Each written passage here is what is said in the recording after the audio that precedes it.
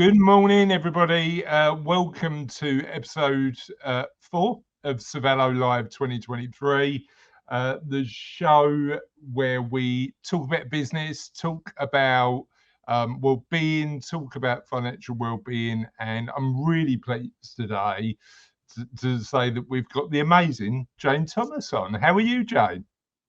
I'm good, thank you, Chris.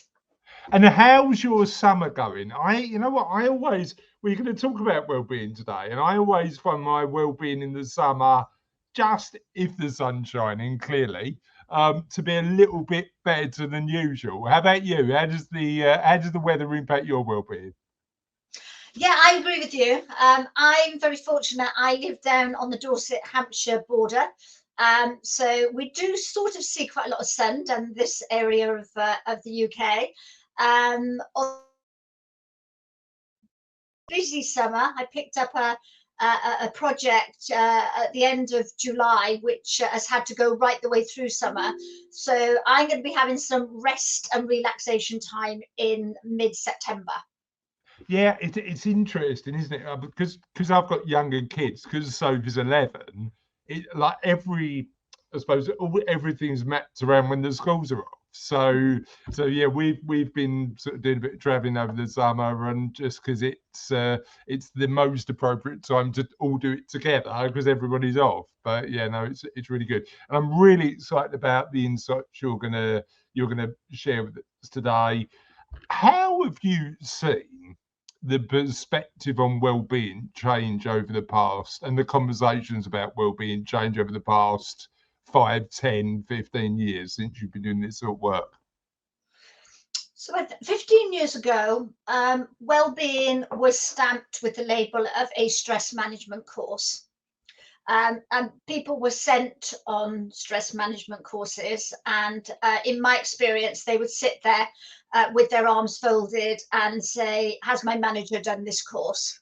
Because they're the one that causes me stress, and they're the one that needs to actually, sort of do something about it. I think over that period of time, I think the governments that have been in power have realised that actually well-being is important, and so they started to work with, I think he's now Sir Professor Kerry Cooper, who was actually giving him a lot of advice and trying to get organisations to look at a well-being strategy. And a well-being strategy is not just about training, it's about the whole package that an organisation actually puts in place. And that could be things like counselling services, employee assist programmes, and that could be financial well-being, that can be, support for families, etc. So I think the world has definitely changed. And then, of course, COVID hit. And the statistics from the World Health Organization post-COVID is that 25% more of the world's population have had their mental health affected because of COVID, for a whole host of reasons, whether that's been grief, whether it's been ill health themselves, whether that could be being made redundant from their job. There's a whole host of things that has happened. And I think that, for me, a lot of businesses are still looking at well-being as something that's extremely important. But I think getting back on track and recovering from COVID, maybe well-being has just sort of come off their agenda a little bit, and we've got to get it back on the agenda, because I think it's so important, especially with those statistics that I've just quoted you. And one of the things I want to talk about today, because it's been sort of front of my mind, is that balance between, as you say, well-being as a for a cure, like somebody's suffering sort of mental health challenges, as opposed to the preventative measures we can all do as organisations and individuals to make sure that we're focused on it before it actually gets to that point. Yeah. So I think that's certainly something that I'm interested in exploring and taking a look at. And I'll come back to you on that, Jane. But before we do, I just want to talk through a few elements that I want to share from the perspective of a chartered financial planner and the work that we do with our clients about financial well-being, and hopefully share some tips, because I do believe that well-being holistically is really important, and I'm really glad that Jane's come on to talk about this today. Um, uh, if you didn't know, I'm currently, I've written 2 books already. My first book was a really technical pensions book, available in no good bookshops. You can't get it anywhere, but it was actually really useful for employers when there was a lot of changes in the workplace pensions market.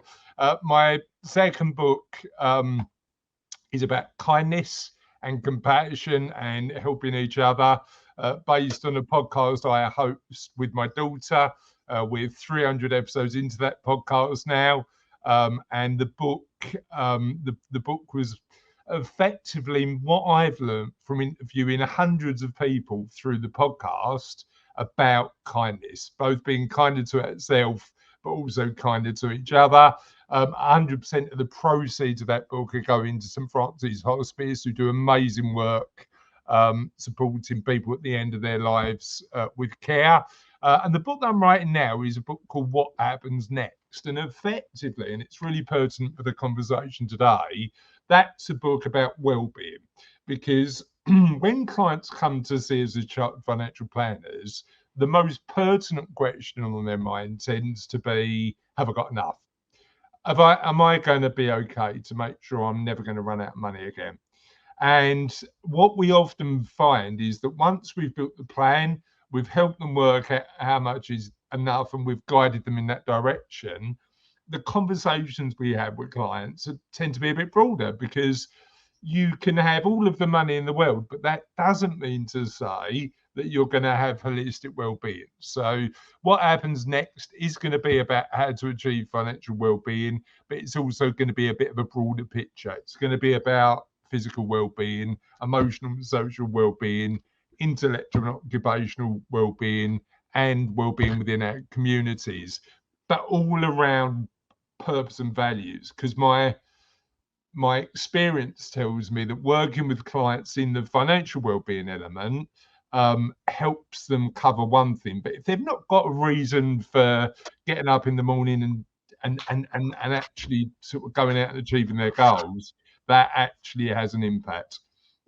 So the book's gonna be based around that.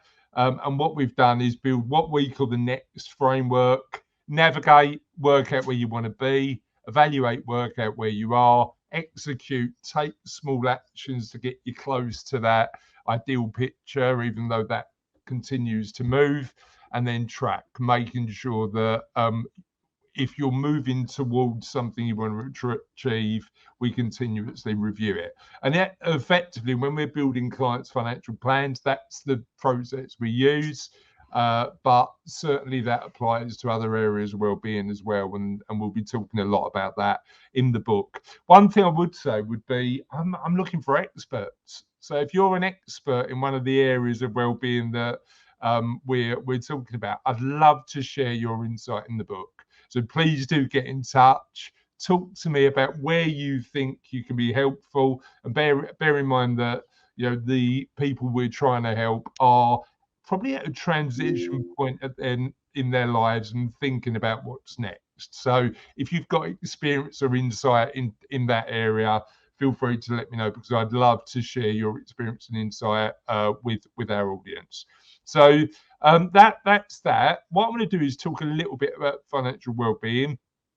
And I'm really lucky to be a member of the Institute of Financial Wellbeing, where the conversations in that community are about money, but are also about using money to make us happy and improve our well-being. And that's certainly something that's worth checking out.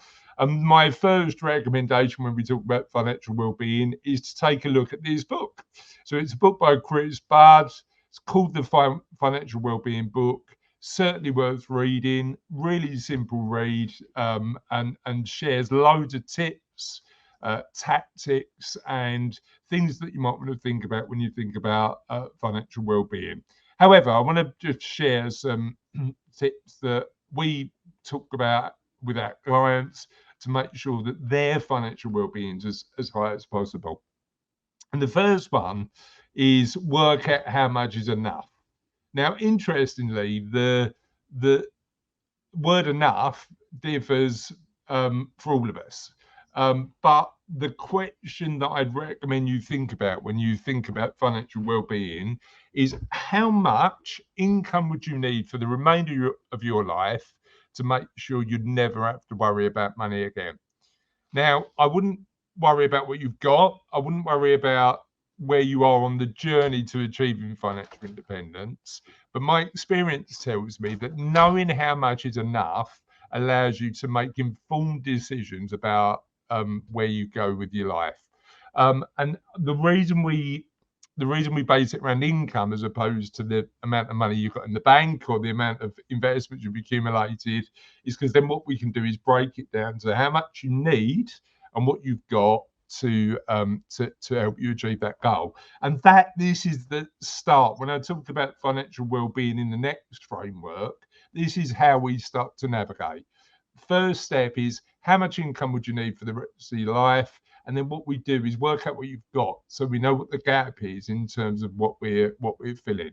But what knowing how much enough is isn't about stopping work. It isn't about changing your lifestyle, but it's having choices. Knowing how much you can live on to give you the lifestyle you want allows you then to make choices with your life that then make you feel empowered. So work out how much is enough for you. And the starting point on that potentially is a budget plan. So if you want some tools and free tools and resources, feel free to get in touch with either me or my team. We've got an amazing budget planner that allows you to think about what's enough, both to survive, to make sure that you can cover all your bills, but also to thrive, to live the life you want, doing the things you want, and building those memories and relationships. So work out how much is enough. That always starts with a budget plan. Number two is it sounds really trite sometimes when I say it, but I love the simplicity of the phrase. Work out what makes you happy and spend money on that. Now, the reason I say that is because I'll give you a perfect example. Personally, I love to travel. And the reason I love to travel is number one, I get to create memories with the people we love, the people I love, but also I love the experience of learning new things, going to new places, and seeing parts of the world and expanding my mind through those experiences. I've got clients who are not keen on that, but they get real satisfaction from other elements of their life. So I think the starting point when you're thinking about well-being is think about what makes you happy and commit some of your resources to the things that make you happy. Now, surely everybody does that, right? Well, maybe they do. But I'd suggest that my experience tells me that sometimes society tells us that we should spend money on certain things, even if it makes us happy or not. And I believe that financial well-being should be about our own internal feelings about what makes us happy and making sure we spend money on that. And the science says that as well. There's a couple of book recommendations. As you know, if you're a regular watcher of Cervello Live, I love making a book recommendations. And one of the books that completely changed my life and perspective on this is a book called Happy Money. It's written by Elizabeth Dunn, who's a social scientist professor over in Harvard. And it talks about being in a situation where following the evidence about what makes you happy is really important, and that's really good. One more recent one that I read was I Will Teach You to Be Rich. Now, rich isn't about, in the perspective of the book, isn't about having loads and loads of money in the bank. It's about really understanding what a rich life means to you and living that life. And I think for me, that's what financial well-being is about. If you're not a reader, Ramit Sethi did a really good Diary of a CEO podcast interview, but he's also got a Netflix show that you can watch, and I'd certainly recommend that you either give that a watch or listen. Interestingly, there's some elements of Ramit's message that I don't subscribe to, and we're all allowed our own different opinions. However, the element of work out what makes you happy and spend money on that, work out what a rich life means to you, is a question I think we should all ask ourselves. The other thing that I'd recommend for financial well-being is if you've got a plan, you know what financial independence means to you, and you're looking to get there, just try and automate everything. The book that I'd recommend you read on this is a book that changed my own personal financial plan called The Automatic Millionaire. Because what I realized is if I'm spending regular mental energy paying money into my pension or taking the steps to build a financial plan, I'm less likely to achieve it. I don't actually want to think about my longer term financial plan every day. What I want to do is just use technology and use the amazing resources we've got available in most Western societies nowadays to just get it done for me. If you run a business, and I'm sure we'll be talking about this with Jane a little bit later on, team is so fundamental to what you do because it allows you to use your resources in the best potentially possible way. And I'd suggest that when it comes to your financial plan, automating what you can, maybe it's a direct debit into a savings plan, maybe it's something else, is a really good way to make sure you achieve your financial goals, but you don't need to worry about it every day. Next is a bit of a personal one for me. When I was writing my book about kindness, one thing that I wanted to talk about up front was being kind to ourselves. And the reason that I wanted to talk about that is because I think if you're kinder to yourself, you've got the mental capacity to be kinder to others. And one of the things that certainly we see in the world of money is people not being kind to themselves. And one thing we always see, and I get this quite a lot, I get clients come in to me, and the question I always ask is, what does financial independence mean to you? What does a rich life mean to you? What's a life well lived? And I get asked a question in return. And that question is, what do other people say? And it's a perfectly legitimate question. We're all social animals. We're all in a position where we want to understand where we fit in the world. But actually, it doesn't matter because your life well lived, your rich life looks completely different to somebody else. And my experience tells me that for really high levels of financial well-being, just understanding that it's your journey and understanding that whilst avoiding comparison is difficult, it's certainly something worth thinking about. Is definitely be kind to yourself when it comes to that. I quote in the Kindness Project book one of my favourite quotes. Comparison is the thief of joy. If we spend all our lives thinking about what we've got and comparing it to others who might have more, that takes away the enjoyment in our lives. And I think one step that we can all consider when it comes to financial well-being and overall well-being is gratitude. If you're watching this, we're all in a position where we know we're lucky, and even though we'll have areas of our life that we can definitely improve on, making sure we're grateful for what we got is really important. And then number 5 to finish is don't be afraid to ask or seek help. If you're thinking about a process of what happens next in your life and you're in that period of navigation, you're going to make some really important decisions. And the important thing is, and I know in the UK in particular, there's a stigma around money. There's a stigma around asking for help for money. But it's really important as you're making those decisions about what's next in your life to get help. There's loads of free help available in the UK. the money and pension service is out there, and for a lot of our clients, actually, that's the starting point of their journey to getting help. They get the free bit, maybe realize it's they need a bit more specialist help, and then come and have a conversation with us. But certainly the money and pension service is a decent starting point. If you need specialist advice, and specialist advice isn't for everybody. Actually, a lot of specialist advice, a lot of people can do a lot of what they need to do themselves. But for specialist advice, I'd recommend you see a chartered financial planner at a chartered financial planning firm. And we really like it at Cervello that we've got both those badges. Really important to get really good advice. But also, we're really committed at Cervello to sharing really good resources. So if you ever look at our website, go into our blog, 2 or 3 times a week, we share really good content designed to help you achieve your goals. And we'd love for you to check that out as our gift to you. That's at www.cervellofp.co.uk. And now I'm really pleased to be introducing Jane from Premier Life Skills. My voice definitely needs a rest. So what I need to do now is make sure that I'm asking the questions instead of answering them.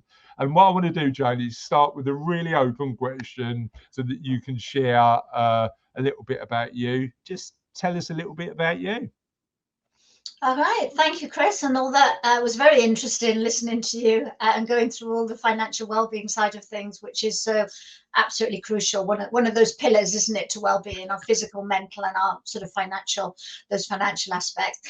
So I am a Welsh girl. I moved down from Bridgend to complete my nurse training at Southampton University Hospital, and then went down to Poole Hospital in Dorset, and that's where I currently live, in that area, although not actually in Poole.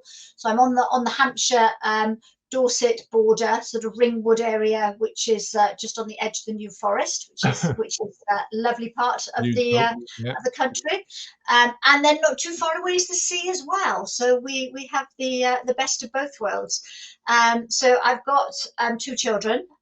One of my children, Fraser, he actually works for me in the wellbeing world, and my daughter, she actually is a psychology teacher. So a bit like you, Chris, when you were saying about school holidays and things like that, we've had to go back to that again with my daughter actually now having the school holidays off again. So that's, I guess, is a little bit about me. My mum lives on the same sort of plot of land as us. Unfortunately, I lost my dad at the end of COVID, but it's great to have that sort of family unit around us, basically, and just how we all support each other, whatever age, teenagers, middle, latter area of life. Just, it's great to have that sort of family unit there, and working together.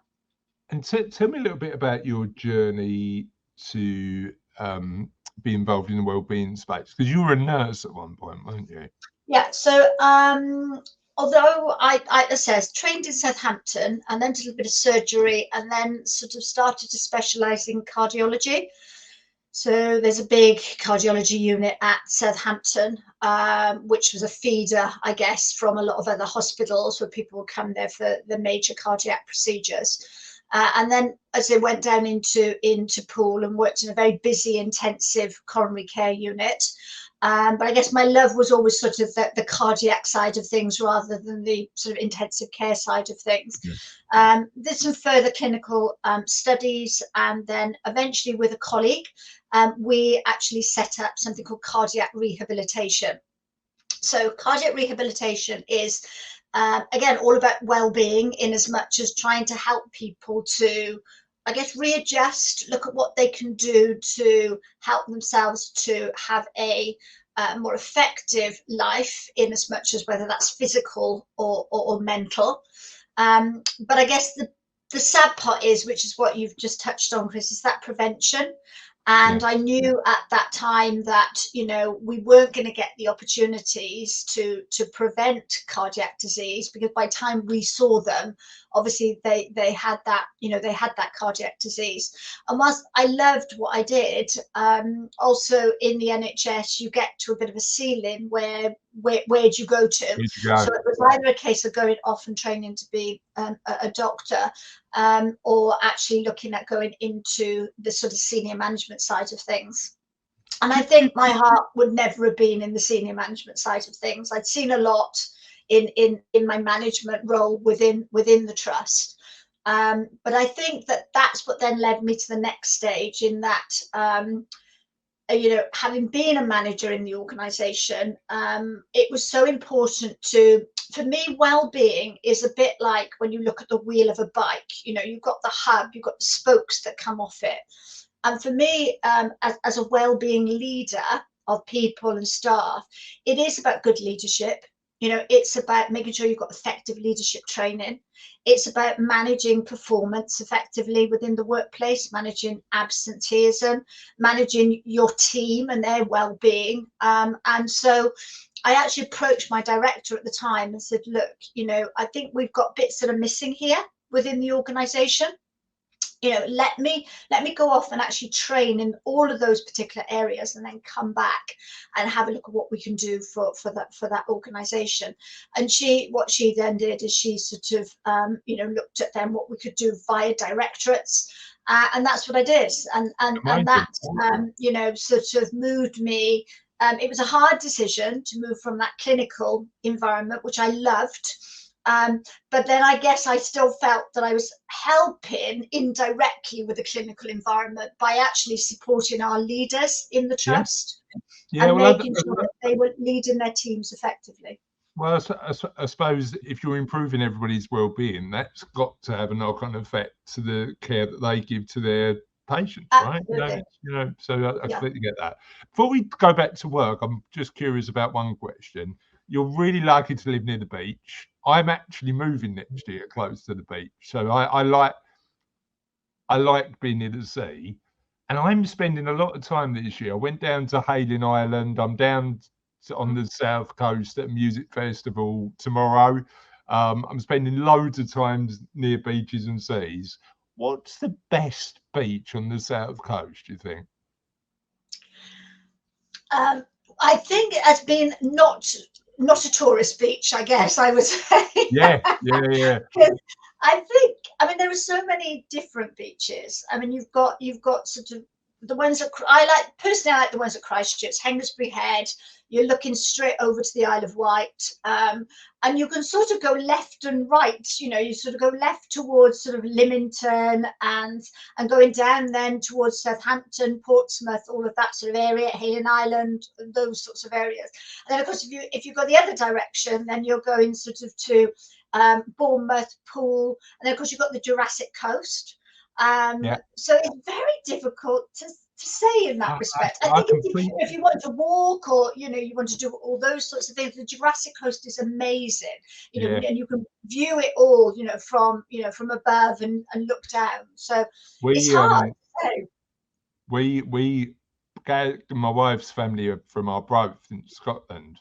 Yeah. And it's not always the warmest beach in the world on the sort of northeast coast of Scotland, but there's a place up there called Lunham Bay, and it's a bit inaccessible. I mean, you can get there fairly easy, but you've got to climb over sand dunes to get to the beach.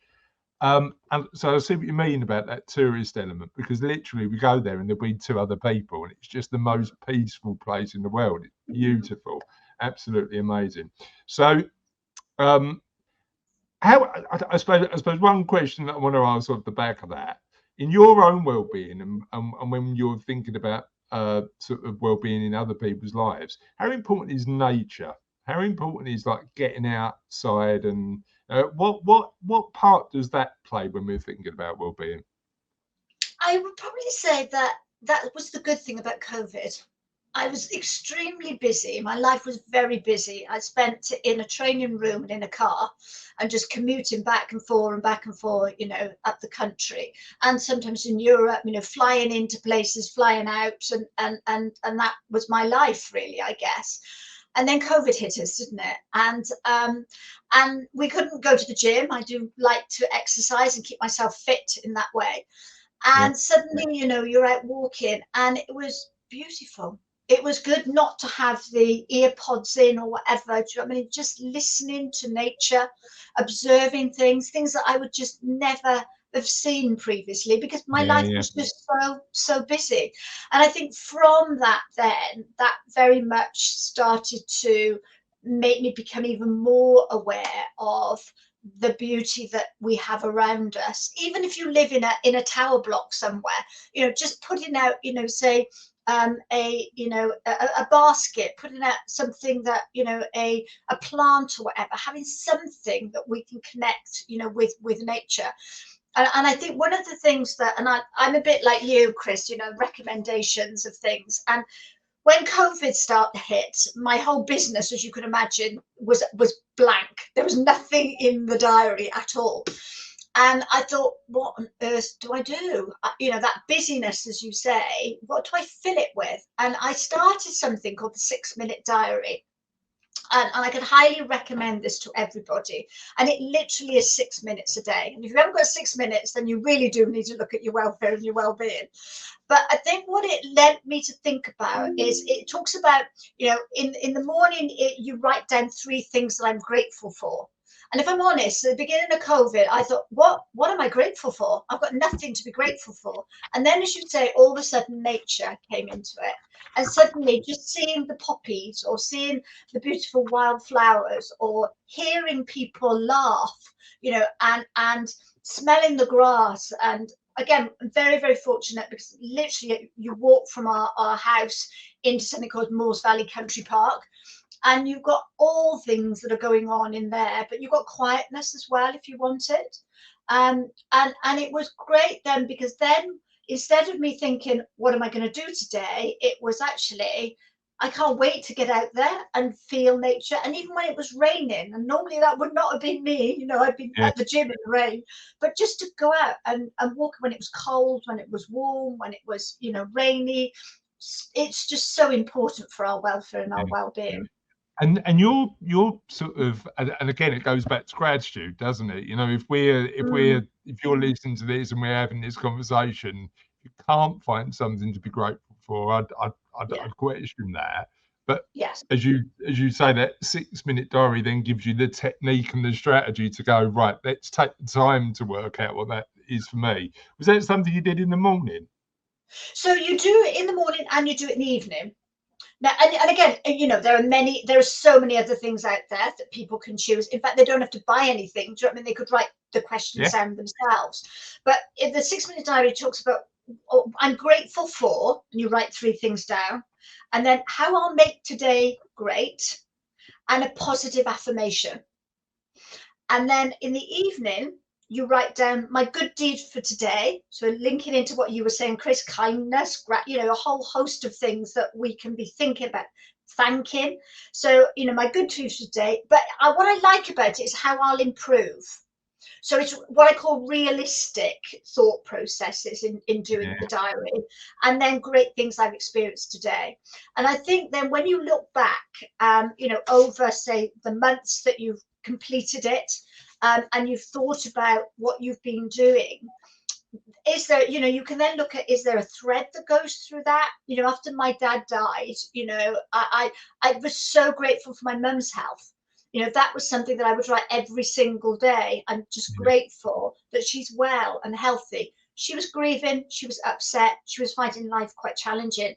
But for me, it was something that I thinking, okay, we can manage that bit, and I can support you with that. But this is what I am grateful for, even Yeah. though I lost the person who was the rock in my life, basically. And I think that then again brings that into perspective, doesn't it?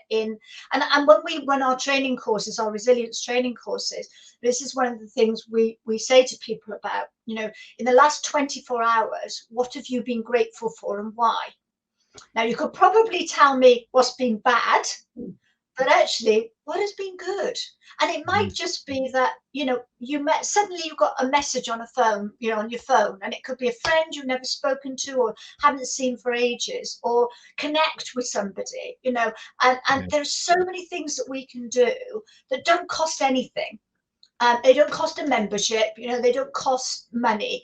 And people can practice these sorts of things every day. And you'll know, Chris, the research behind it. If you look at Martin Seligman, Professor Martin Seligman's work, about the PERMA model, and, sort of, and looking at, what we know about the research now about gratitude. It's not pink and fluffy, it's just it's there. based So on science. important. I mean, this is where I think we're moving in the right direction from a well-being perspective. And again, you're the expert, not me. I'm an amateur positive psychologist as opposed to one that does it for a living. But I mean, Martin Seligman's work, particularly the book Thrive, again, were Exactly. definitely worth reading. That shift in perspective to say, how do we maintain positive mental health as opposed to fix us when it all, and for all of us, we all have mental health challenges throughout our lives, but that's sort of that prevention versus cure element, isn't it? What can we do to make sure we maintain that positive mental health? So and understand that, and there's some great tips there. I'm thinking I'm not a great journaler. I'm good at gratitude. I'm not a great journaler because when I write, it's normally for a project. But like, you've taken all that knowledge and experience and the work you've done in the NHS, and then Premier Life Skills started. So tell me about what's the Premier Life Skills origin story? How did that all start? So it started when the wonderful director who'd invested in me decided to leave the organisation, and I guess sometimes that makes us think, doesn't it? You suddenly start thinking, what am I going to do? And of course, my family were very much, oh, not sure, pension, stay the NHS for your pension, everything will be good. And I'm like, well, I need something more now. I need something different. I need a Yeah, new challenge. And my children were sort of at that age that they were sort of 6 and 7. So I had to be very aware of that. Fortunately, my parents came to retire down here, so I had much more of a supportive, network around me. And I just wanted to take, I guess, my experience of what I'd done in the NHS and open those doors into the corporate world. yeah. And I'm not saying that wasn't scary, because I was, worried that all they would probably think is, oh, she spent, 20 plus years in the NHS. What does she know about, the corporate side of sort of well-being and how people work within a different sector. But actually, it was, I think, because of my nursing background, even the financial director would put their pen down when you actually said, I'm an ex-cardiac nurse, sort of practitioner. Okay. I think the funniest thing, mine, Chris, is my grandma. My grandma lived in Newport in Wales, and she was very proud of me when I was a nurse, and very proud to tell all of her ladies, what her granddaughter did. Yeah. And she it was very much into her late 80s, early 90s. I mean, she left us when she was 95. And I remember when I said to her, Nana, I'm changing careers. And she said, oh, what are you going to do? And I said, I'm going to be a stress management consultant. And there was this pause. And then she looked down her glasses at me and she said, my dear, she said, I've lived through 2 world wars. What on earth have people got to know? And I just thought, isn't it interesting how, again, it's how people see things, and that, I guess, was what I wanted. A company that enabled people to, as you say, look at things differently. Migrated, as you say, from stress into then the well-being side of things, looking a lot more, as you say, at the positive psychology, and again, it's trying to get people to take ownership of their welfare and well-being. Yeah. But then linking that in Premier Life Skills, I wanted to try and get organizations also to take ownership for what's happening with their staff. And that's, I guess, where it all sort of started. And yeah, and that's where So Premier Life Skills was born. I've got a couple of questions. Mhm. But I want to tell you my Cervello origin story because it's very similar to yours. So I had a really good job in the city because we've always lived on the edge of London, in the city, and I decided that it wasn't enough for me. And there was financial considerations because we had a young family. Sophie wasn't around at that point, but we had Charlotte, who was 6. And I was in my mid-30s, so I was like, I could have just stayed in the job and carried on, but there was something that was like, should I do something different? That just, you know, if it didn't work, I could always go back, and I'm thinking about that, Yeah. all of that sort of stuff. And I went home and said to Cassie, I'm thinking of doing that. And Cassie ran, at the time, Cassie ran children's centres in Tower Hamlet. So she was in a very secure, like sort of local authority job. And she went, what are you doing? Why are you doing this? Is this like what's the point? And I'm like, I just need to prove to myself that I can do it or not. You know, that's all. And she went, look, I will support you, whatever you want to do, but I think you really need to think about this. And I thought, okay, I'll probably need a bit of extra encouragement.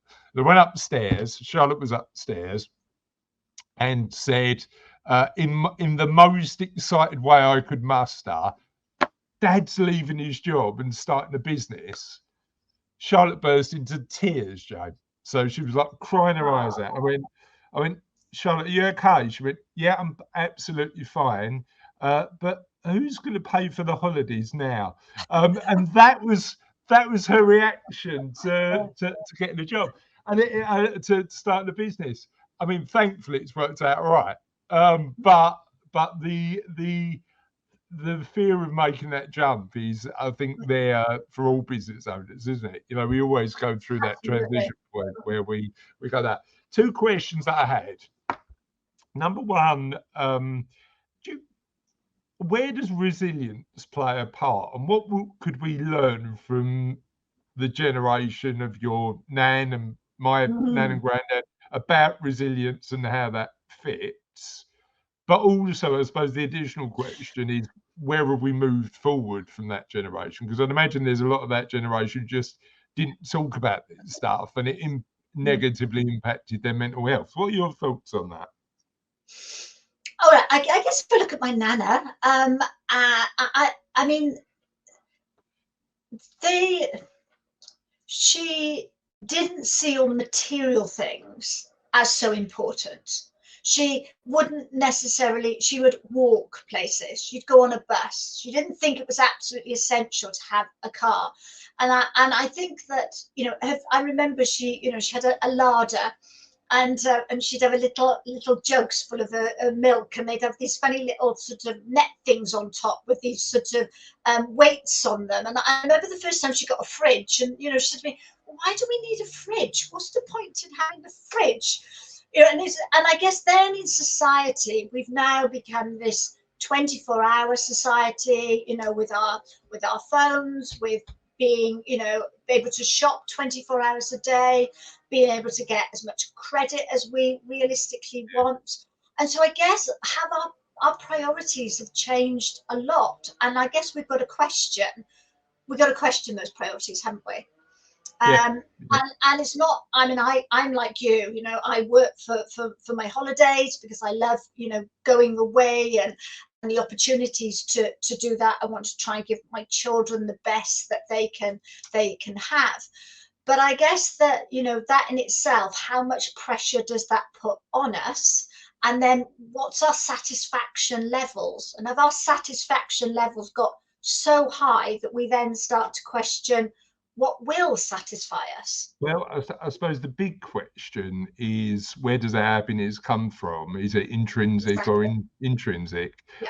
And actually, if we could, I suppose what we could learn from your nana is a lot of those values weren't based on material things; they were based on, you know, how you felt inside, and that's where resilience is important, I'd imagine.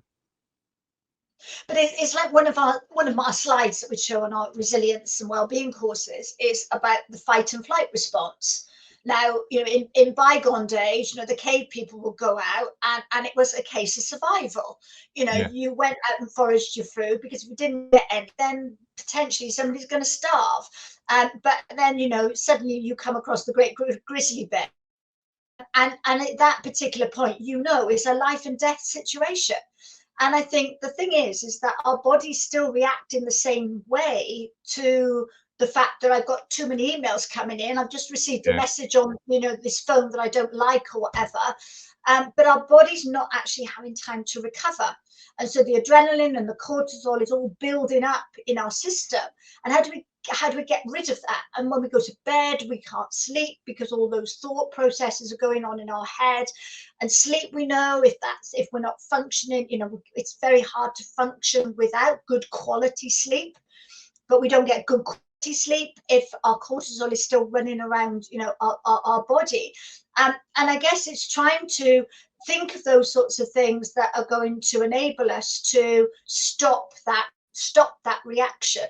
Yeah. And I guess one of my favorite things is, manage what is in your control. Don't worry about the things that are out of your control. 100%. And I think you've got to be sensible.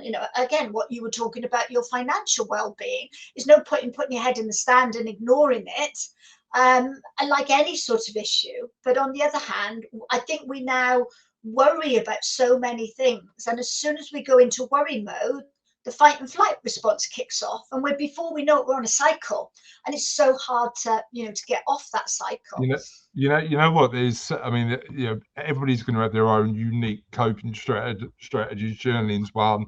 The one that I really like is I last year, for every day last year, I spent my morning reading one page of a book, and that book was The Daily Stoic.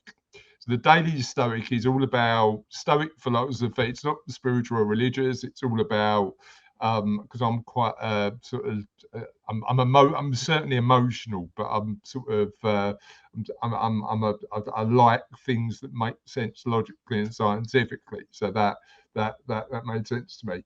But we've known for thousands of years that actually one of the most important elements of well-being, and the Stoics talked about this, is focus on what you can control and try to, and it's not easy, is it? Not worrying about the other stuff, but focus on what you can control, and then just like put your attention time into that as opposed to worrying about everything else. But I think it's a skill and practice that I'm nowhere near perfecting, and I'm sure a lot of us a lot of us aren't as well. But it's one that I'm always conscious of.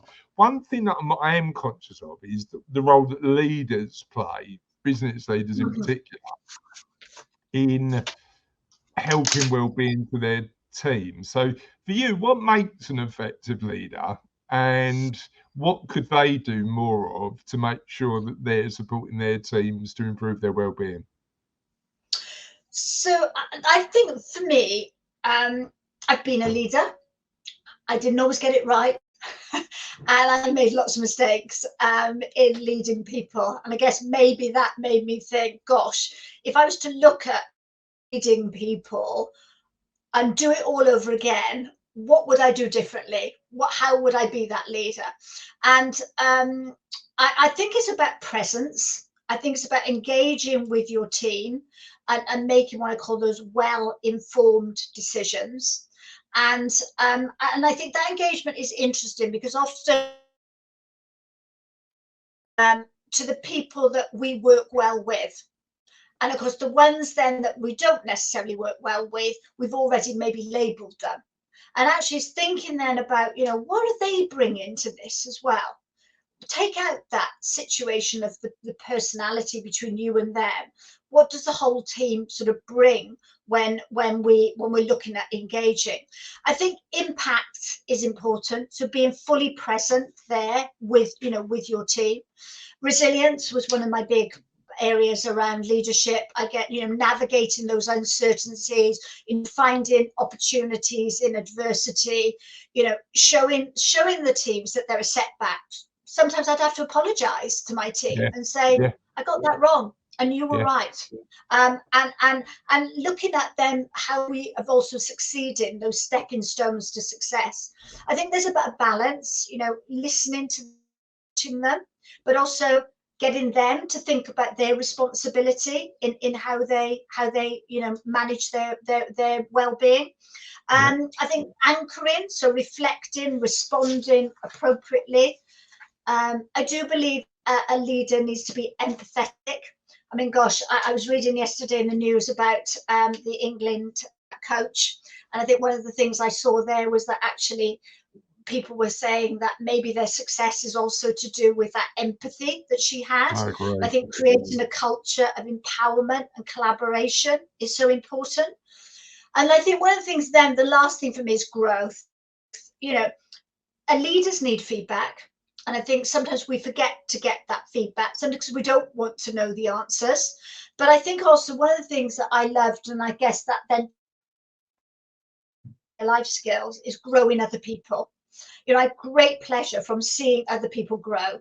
When somebody came back to me and they'd achieved that sister's position, or they'd achieved that matron's position, or whatever it was within NHS, it was fantastic to just see what they've done and that growth. And then that happened to me then, I guess, in other areas when I set up Premier Life Skills, helping people to grow. And I've got a guy now who I remember sitting with him in the fire service, and he, was doubting what he was doing and what should he do in the future. And I listened to his story. He was an amazing coach for the Great Britain team.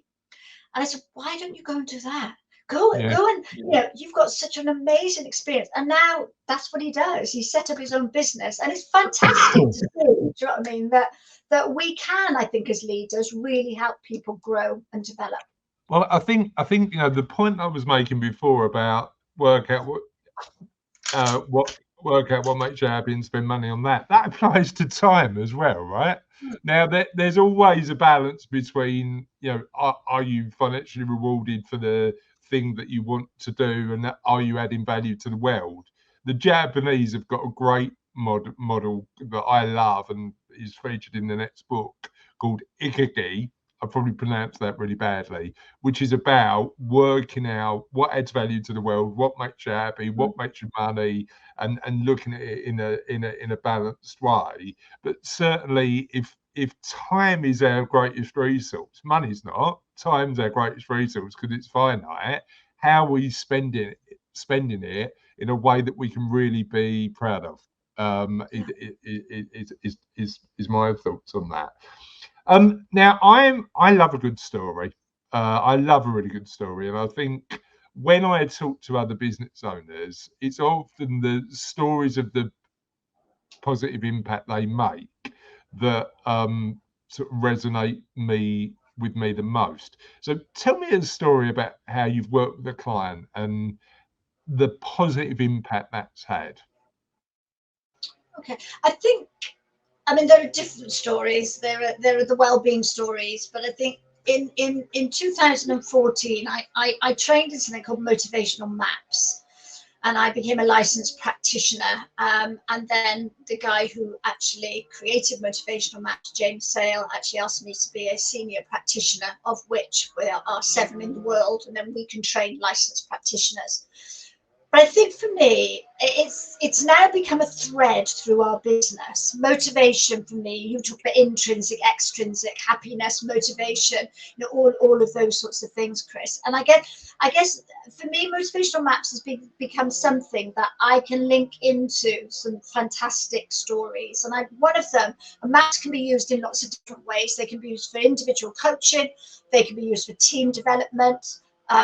They can be used for appraisals, recruiting, so many different arms that you can use maps. But I think one of the stories that I will tell you is that I had, it was actually a guy that I was speaking to in the gym about query using motivational maps for helping people to understand, again, their main drivers regarding changing their lifestyles and exercise. And then he came and asked me if I would see his wife, because unfortunately she'd been signed off sick with anxiety and depression. And he said, I just don't know what to do, Jane, how to help and support her. And so I saw her, and she came to see me. She'd done a motivational map. But what was really interesting, Chris, is that her overall, what we call satisfaction score, which is the percentage score out of 100, was actually around about 61%, which actually puts her in what we call the boost zone. So I'm sort of a bit confused here, thinking this is going to be interesting when I see her. When I saw her, she predisposed with clearly the anxiety sort of feelings. She was crying, she was upset, she was hyperventilating when she was telling her story. So I guess her general practitioner, just listening to that, would have naturally diagnosed her with anxiety and depression. However, when we started to talk eventually about, what basically said, look, I'm a deputy head teacher, and my school are pushing me to go for a headship, and I don't want to do it. And my family are pushing me going for a headship, and I don't want to do it. So I've done the headship training, but I hated every single minute of it. And she's getting emotional now again. She's hyperventilating again. And I said, but what's interesting? Your mapping profile, because your director, which is one of the motivator, which would suggest again that she doesn't want to be in charge, she doesn't want those responsibilities. But what was one of our higher motivators was searcher, and searcher is about making a difference and doing something that's worthwhile. So she said, I still love teaching. Shouldn't I've looked at going to work in a somewhere else? She said, but I know in my heart of hearts, it wouldn't work for me because I love teaching. And her friend motivator, which was all about belonging and supporting people, was also top motivators. But she said, this is not going to be what drives me and motivates me as a head teacher. And I said, okay. So we talked a little bit further around all of that. And then she smiled at me and she said, I was thinking that I was going to take the whole of the summer term off, which could make the expense for the school with that, and should rethink my career.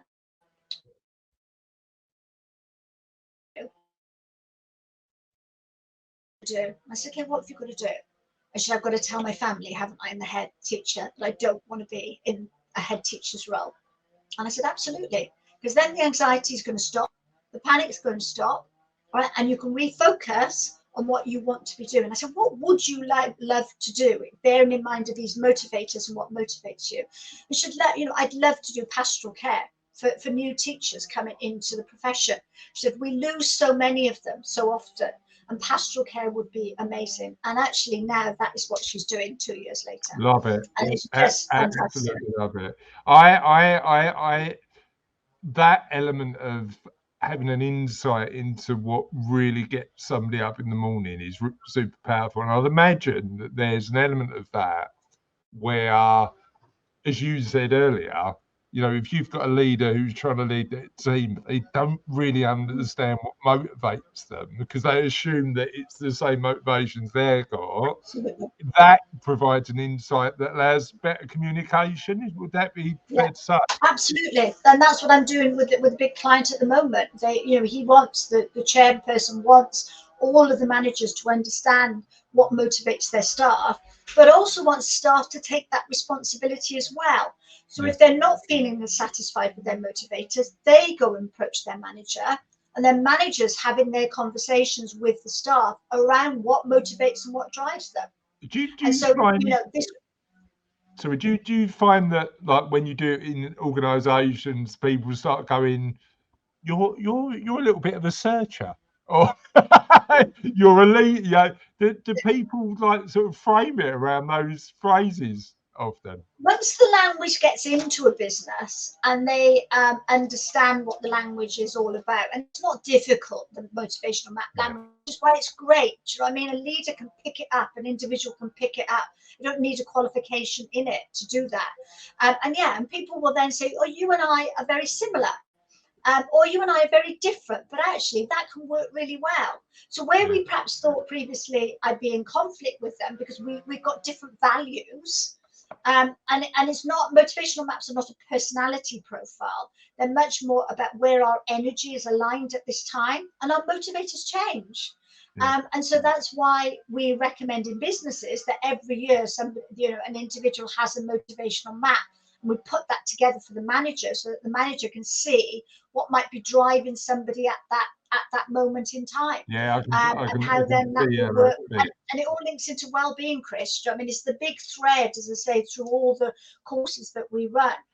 Is, if we're well physically and mentally, we can perform more effectively. We can be more engaged. We can work with each other far more effectively. We want to sort of achieve, and all of those sorts of things help us to, manage our well-being. Absolutely love it. I'm conscious that we could carry on forever, and we've probably overran. And there's people who have actually got jobs to do who are listening to this and are fascinated. So, what I'd like to do is wrap up with I've only got through half of my questions as well, which is like sort of we'll have to have you on again at some point, Jay, just so I can finish. But I suppose the two elements I want to sort of cover off before I go.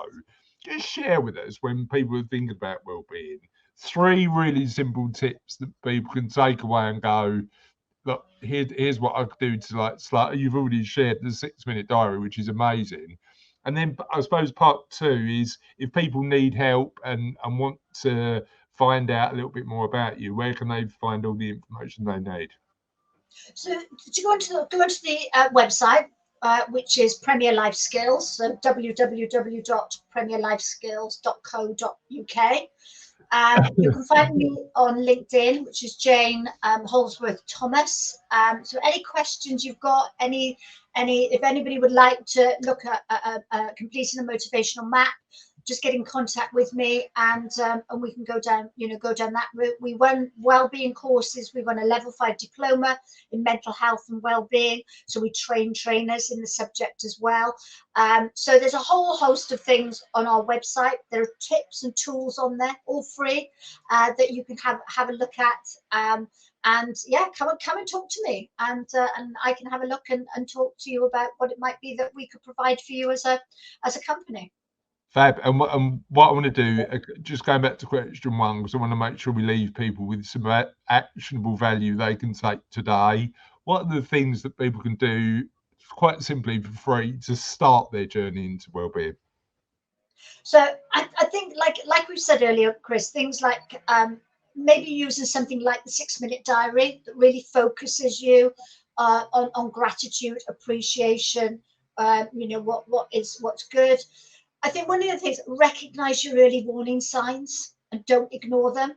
And they could be physical, they can be behavioral, they can be emotional. And if these are happening on a regular basis, go and talk to somebody. So that recognizing it. And then my third tip then will be talking.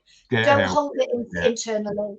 Go and speak to people. It could be your general practitioner. It could be things like the Samaritans. It could be if your organization has got counseling services or employee assist programs.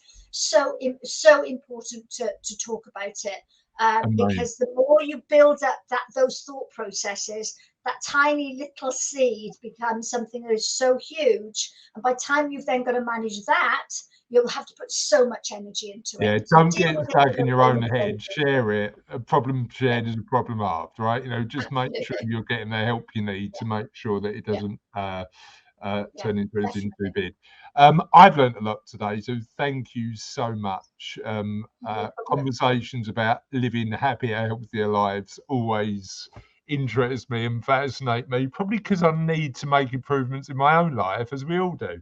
So thank you for your insight, all of the amazing tips, and thank you, audience, for watching this episode of Cervello Live. Really enjoyed your company today. Hopefully you found it useful as well, and we'll see you next time. Thank you, Chris, and thank you to everybody who's listened today.